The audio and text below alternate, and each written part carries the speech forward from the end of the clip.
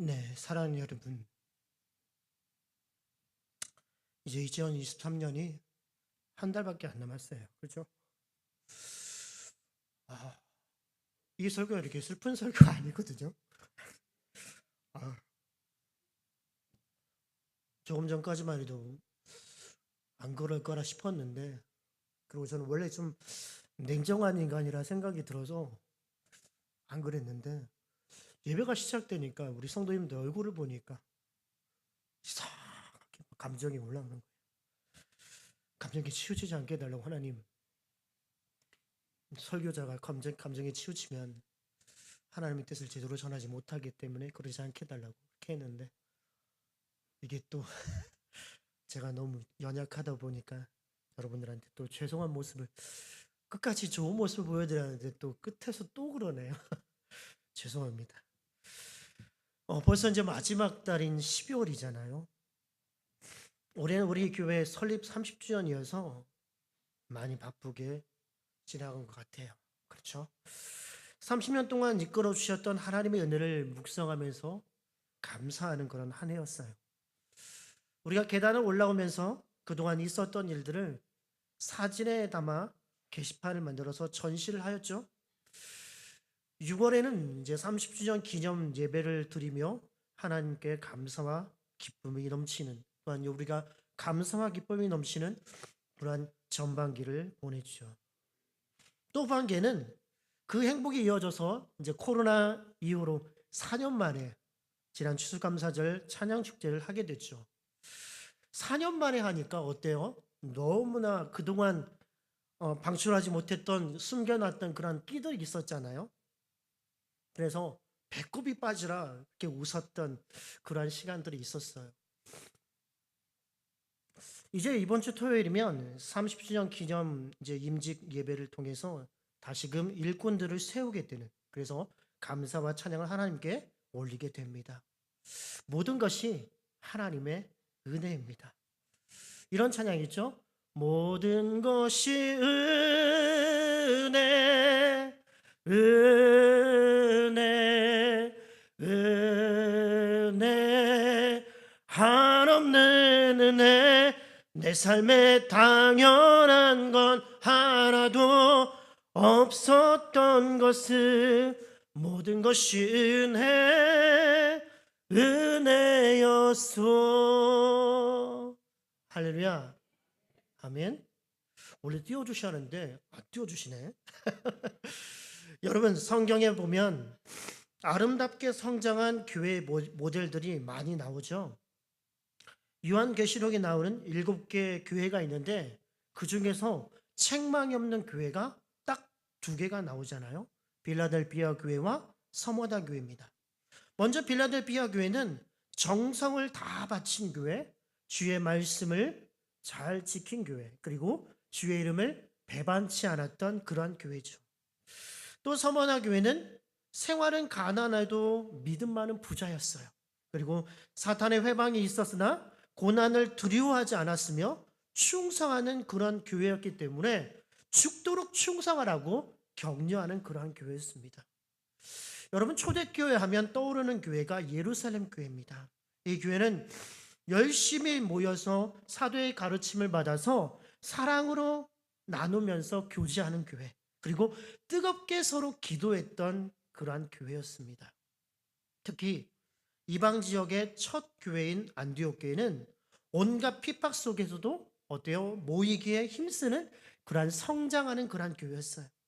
그리고 바울과 바나바를 선교사로 보낸 교회였고, 예루살렘 교회가 어려움을 겪는다는 소식을 들었을 때에 재정적으로 도움을 주었던 그러한 사랑의 교회였습니다.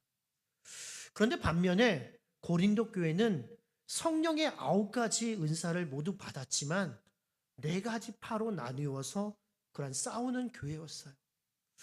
또 에베소 교회는 처음 사랑을 잃어버린 교회였고, 라오디게아 교회는 뜨겁지도 차지도 않은 그런 미지근한 신앙으로 책망을 받았던 그러한 교회였습니다. 제가 오늘 이제 마지막이라 하니까 참 그렇지만, 마지막으로 여러분에게 전하고 싶은 교회는 아름답게 성장하여서 교회들의 모델이 되는 이방 지역의 첫 교회 안디옥 교회입니다. 여러분, 우리나라에도 지역의 곳곳마다 안디옥 교회가 참 많습니다. 부산 지역에도 있죠. 근데 전주에 가면 전주 안디옥 교회가 있어요. 이 교회는 처음 지을 때부터 깡통처럼 철제를 사용해 만들었다 하여서 깡통교회로 유명합니다. 지금도 교육관은 새로 지었지만 본당은 그대로 사용하고 있어요. 특히 이 교회는 선교를 잘하는 그러한 교회로 유명합니다. 1983년 5개국 선교사 파송을 시작으로 해서 2019년에는 92개국 531명의 선교사를 파송하고 후원하고 있어요. 선교사를 파송하기 위해 힘들기도 하지만 뒤에서 물심양면으로 후원하고 있어요. 안디옥 교회는 최초라는 말들이 참 많습니다. 최초의 이방인 교회, 최초로 평신도가 세운 교회, 최초로 파송받은 목회자가 목회한 교회, 그리고 최초로 그리스도인이라 일컬음을 받은 교회였어요. 또 최초로 선교사를 이방 지역으로 파송한 교회로 교회의 모델이 됩니다. 여러분, 안디옥이라는 지역은 행정구역상 수리아 지역의 지중해의 약 32km 내륙에 위한 그런 도시거든요. 예루살렘에서는 북쪽으로 약 480km 정도 떨어져 있어요. 쉽게 얘기하면 우리 부산에서 서울 거리 정도 된다는 것이죠. 안디옥이라는 지명은 여러 곳에 있었던 것으로 전해지면서 성경에는 두 가지 지역이 나오는데 비시디아 안디옥과 또 오늘 말씀의 수리아 안디옥입니다. 수리아 안디옥은 BC 300년경에 셀루쿠스 니카토르라는 1세에 의해서 세워졌는데요. 그의 아버지 안티오쿠스의 이름을 따서 도시의 이름을 지은 것으로 알려져 있어요. AD 1세기에 로마 제국 안에서 그리고 로마 알렉산드리아 그리고 알렉산드리아에 이어서 세 번째로 큰 도시였는데요. 인구가 50만 명이 되었던 아시아의 심장부로 불렸던 지역입니다. 안디옥은 문명이 발달했지만 타락하고 방종과 사치가 가득했던 도시, 또 우상숭배가 가득한 도시였어요. 이곳에는 유대인, 마게도냐인, 헬라인 그리고 원주민들이 어울려서 살았는데요. 대개 구역을 나누어서 살았던 거예요. 이런 안디옥에 위치한 이 안디옥 교회가 어떠했는지 오늘 말씀을 통해 두 가지에 대해서 말씀을 전하고자 합니다. 첫 번째로 안디옥 교회는 하나님의 뜻을 잘 분별하는 그런 교회였어요. 19절 말씀 우리 함께 읽어볼까요? 좀 띄워주실래요? 19절 있습니다. 그때 스데반의 일로 일어난 환란으로 말미암아 흩어진 자들이 베니게와 구브로와 안디옥까지 이르러 유대인에게만 말씀을 전하는데. 아멘. 스데반 집사님이 이제 순교했잖아요. 그렇게 순교하자 예루살렘 교회에 극심한 환란이 있었어요. 많은 사람들이 예루살렘에서 흩어지게 되죠. 그중 빌립 집사님은 사마리아까지 가게 됩니다.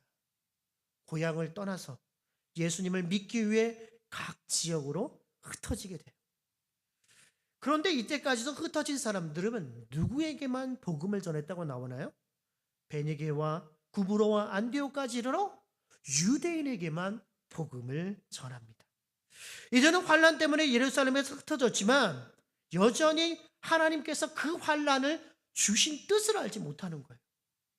하나님께서는 이 환란을 통해서 예루살렘과 온 유대와 사마리아와 땅끝까지 복음이 전해지길 원했던 거잖아요. 사도행전 1장 8절입니다. 우리 함께 읽어볼까요? 오직 성령이 너에게 마시면 너희가 권능을 받고 예루살렘과 온 유대와 사마리아와 땅끝까지 이르러 내 증인이 되리라 하시니라. 아멘. 흩어짐의 아픔은 있죠. 그렇지만 하나님의 큰 계획이 있었던 거예요. 본문 20절을 보면 이렇게 나오죠. 그 중에 구브로와 구레네 몇 사람이 안디옥에 이르러 헬라인에게도 말하여 주 예수를 전파하니 하고 기록되어 있어요. 안디옥까지 복음을 전하는 사람들 가운데서 구브로와 구레네 몇 사람이 안디옥에 이르러 헬라인 즉 이방인들에게 복음을 전합니다. 이들이 바로 안디옥 교회를 세운 사람들인데요. 안디옥 교회를 세운 사람들은 하나님의 뜻에 민감한 사람들이었어요.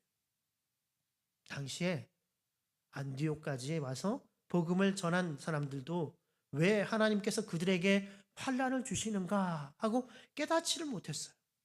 그래서 환난 가운데서도 여전히 누구에게 복음을 전해요? 유대인들에게만 복음을 전했어요. 그런데 안디옥 교회를 세운 사람들은 환난 가운데 나타난 하나님의 뜻이 무엇인지 잘 깨달았던 거예요. 그래서 안디옥에 이르러 유대인에게만 아니라 이방인들에게도 복음을 전했어요. 이들은 복음을 위해서 흩어진 자들이에요. 로마서 1장 16절입니다. 우리 함께 읽어볼까요? 내가 복음을 부끄러워하지 아니하노니 이 복음은 모든 믿는 자들에게 구원을 주시는 하나님의 능력이 됨이라. 먼저는 유대인에게요, 그리고 헬라인에게로다. 아멘. 그렇죠? 유대인에게, 그리고 이제 헬라인 이방 지역에 복음을 부끄러워하지 않고 능력 되시는 예수 그리스도를 전하라는 것이죠. 이들은 안디옥까지 와서 힘든 일을 하며 살았어요. 그들은 고향에서 안정된 직업을 가지고 살았잖아요. 그런데 복음을 위해서 모두 버리고 와서 선박에서 내리는 그러한 일들을 하면서 허드렛 일을 하며 힘들게 살았어요. 그러나 그 마음에 주님을 향한 열정은 식지 않았고 도리어 뜨거웠던 거예요. 이렇게 하나님의 뜻대로 이방인에게도 복음을 전했을 때 어떤 역사가 일어날까요? 21절입니다. 주의 손이 그들과 함께 하심에 수많은 사람이 믿고 주께 돌아오더라 하고 기록되어 있어요. 하나님의 뜻에 순종했을 때 주의 손이 그들과 함께 했어요. 수많은 사람이 예수님을 믿고 주께로 돌아오는 역사가 일어난 것입니다. 여러분, 안디옥 교회를 통해서 우리가 배울 수 있는 게 무엇일까요? 환란이 있을 때 그 가운데 나타난 하나님의 뜻이 무엇인지 잘 분별하라는 것이죠. 하나님께서는 우리에게 말씀을 통해 하나님의 뜻을 알려주십니다. 또 각자의 공동체가 있잖아요. 전도회나 여러 공동체 부서가 있어요. 그런 걸 통해서 하나님의 뜻을 알려주십니다. 또 기도를 통해서 하나님의 뜻을 알려주시고요. 또 우리에게 처해 있는 환경을 통해서도 하나님의 뜻을 알려주시기도 합니다. 여러분, 끝이 없는 고난과 고통으로 인해서 힘들지만 하나님의 분명한 뜻이 있음을 기억하시기 바랍니다. 건강상의 문제가 있습니까? 가정에 어려움이 있습니까?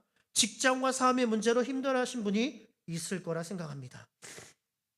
지금은 힘들지만 이 고난의 끝에서 기다리시는 주님의 손을 붙잡고 하나님의 뜻하심을 바라보며 기도할 때에 하나님께서 우리에게 우리의 삶을 분명히 인도해 주실 거라 믿습니다.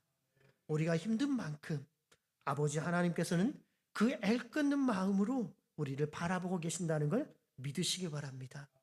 우리를 통해 예수 그리스도의 복음이 땅끝까지 전해지길 원하십니다. 아멘. 두 번째입니다. 두 번째, 안디옥 교회는 좋은 사람들이 있었어요. 22절인데요. 함께 읽어볼까요? 시작. 예루살렘 교회가 이 사람들의 소문을 듣고 바나바를 안디옥까지 보내니. 아멘. 예루살렘 교회가 안디옥에서 이방인들에게도 복음이 증거되어서 수많은 사람이 주께로 돌아온다는 소식을 듣고 안디옥에 바나바를 파송합니다. 바나바가 안디옥에 보냄을 받고 어떻게 합니까? 23절 이렇게 나와요. 그가 이르러 하나님의 은혜를 보고 기뻐하여 모든 사람에게 굳건한 마음으로 주와 함께 머물러 있으라 권하니 하고 기록되어 있어요. 바나바는 안디옥에서 이방인들이 주님께로 돌아오는 것이 하나님의 은혜라는 사실을 보게 되죠. 그리고 이것을 보고 기뻐합니다. 모든 사람에게 굳건한 마음으로 주와 함께 머물라고 권면하고 있어요. 그리고 24절을 보면 이렇게 나오죠. 우리 함께 읽어볼까요? 시작. 바나바는 착한 사람이요 성령과 믿음이 충만한 사람이라 이에 큰 무리가 주께 더하여 지더라. 아멘. 바나바의 본래 이름은 요셉이에요.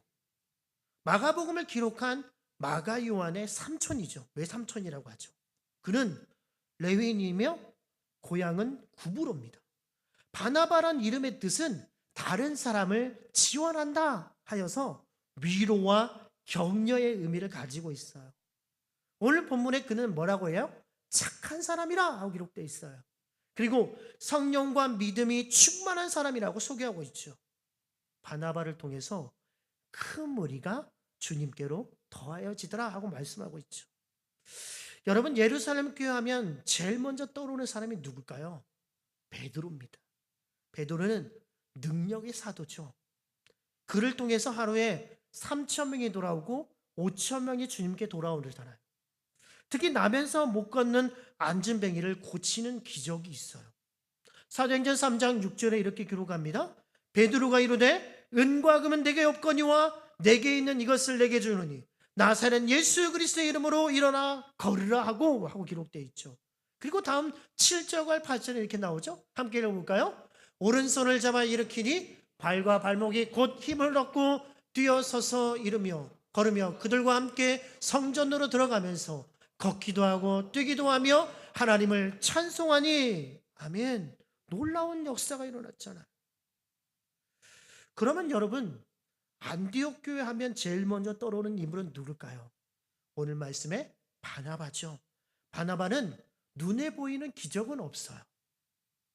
큰 기적은 없어요. 그런데 그는 착한 사람이라 하고 말하고 있어요. 여기서 착하다는 것은 단순히 인간적으로 착하다는 말이 아니죠. 물론 착하기도 하겠죠. 착하다고 하는 것은 그가 성령이 충만한 결과로 착한 사람이 된 거예요. 또 믿음이 충만한 결과로 착한 사람이라 말하는 거예요.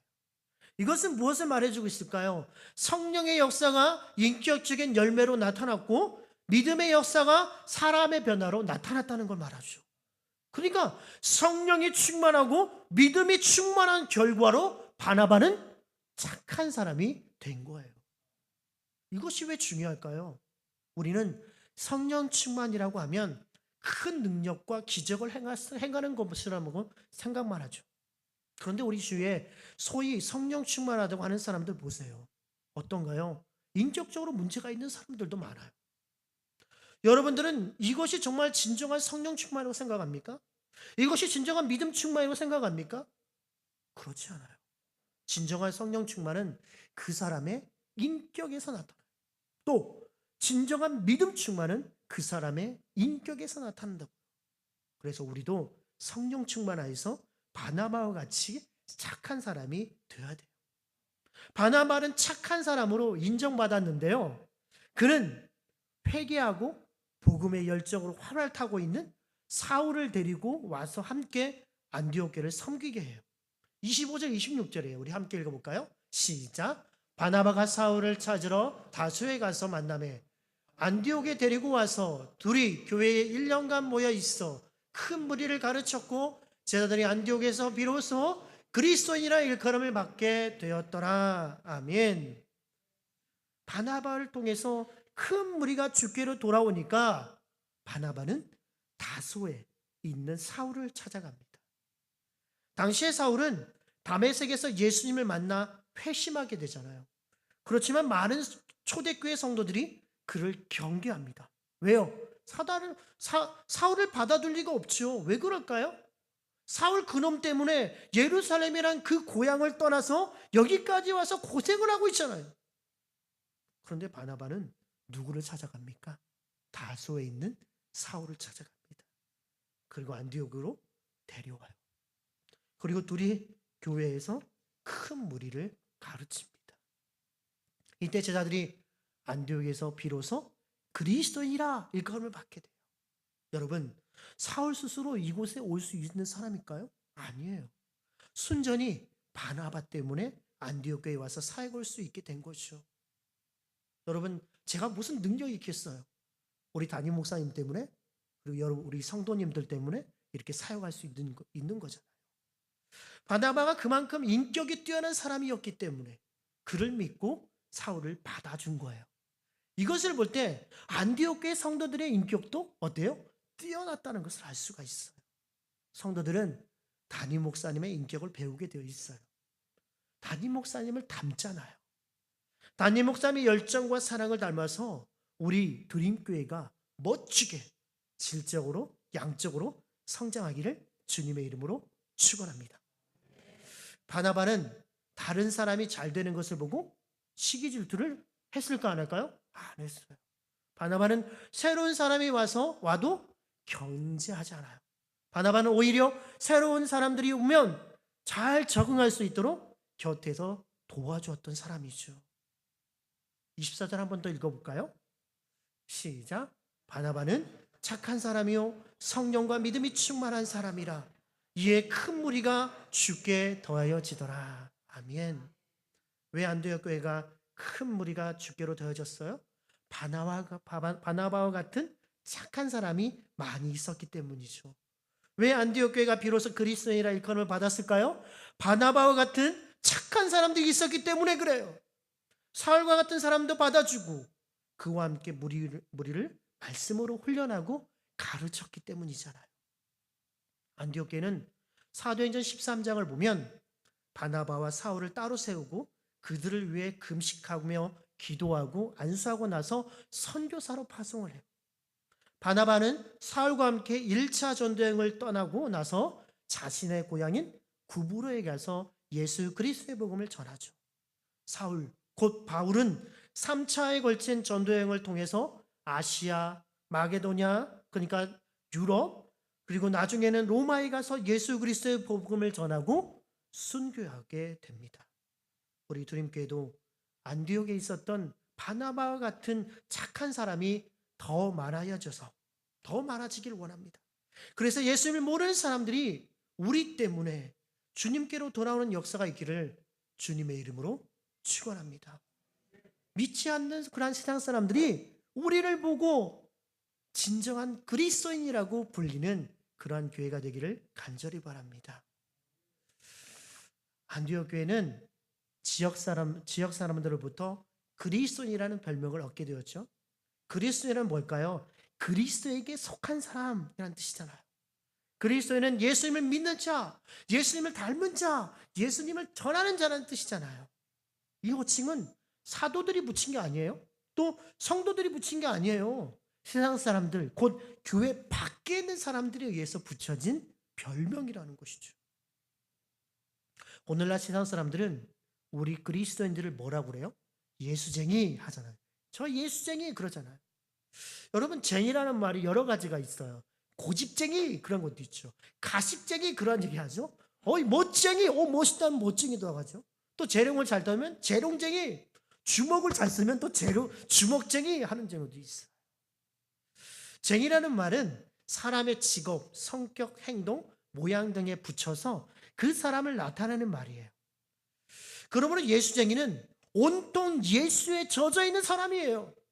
예수쟁이는 그렇기 때문에 수치스러운 호칭이 아니라 우리에게 어때요? 자랑스러운 그런 영광된 호칭이라는 거예요. 우리 옆에 있는 분들한테 이렇게 말할까요? 당신은 진정한 그리스도인 예수쟁이이십니다. 좋은 말이라니까요. 왜 예수쟁이 하면 좀 누가 막 비난하는 것 같아요? 좀 약 올리는 것 같아요? 아니라니까요.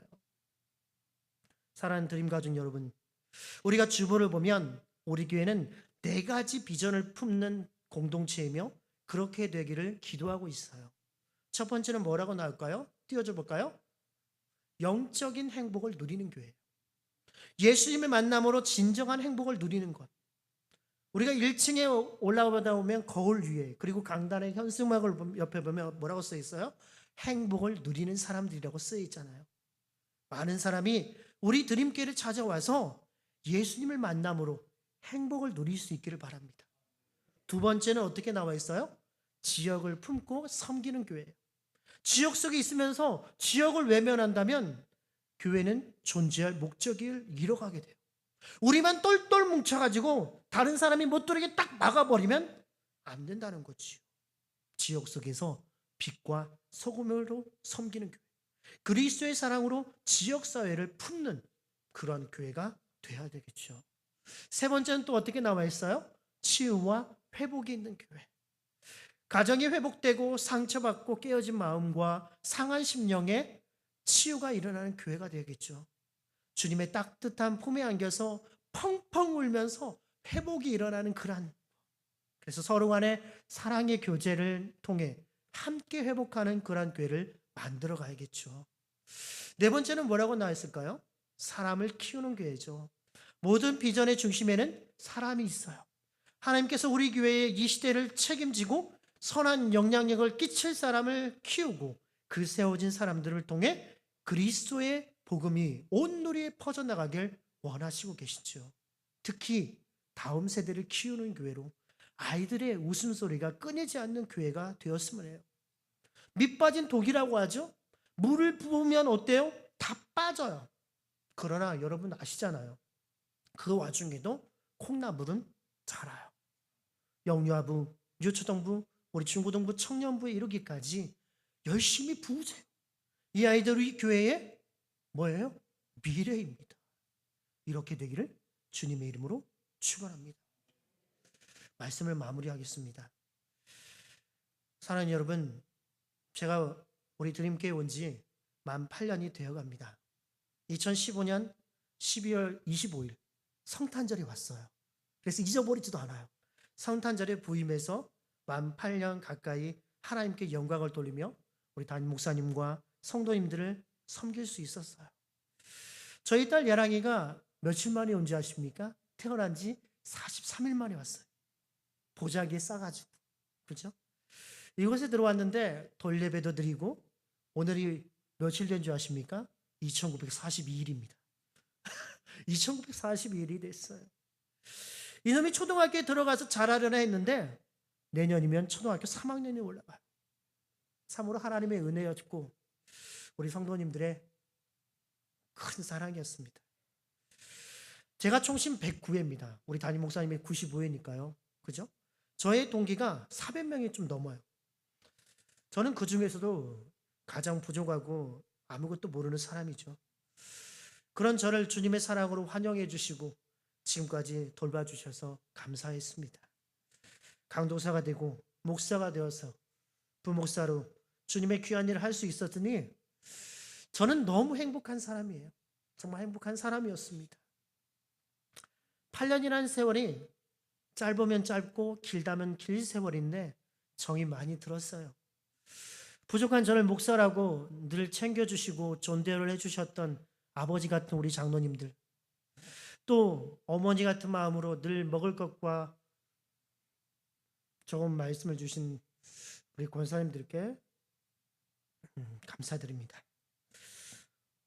또 명절과 휴가 때마다 또 여러 때마다 물질로 또 사랑으로 챙겨주셨던 우리 모든 전도회 분들께 감사드립니다.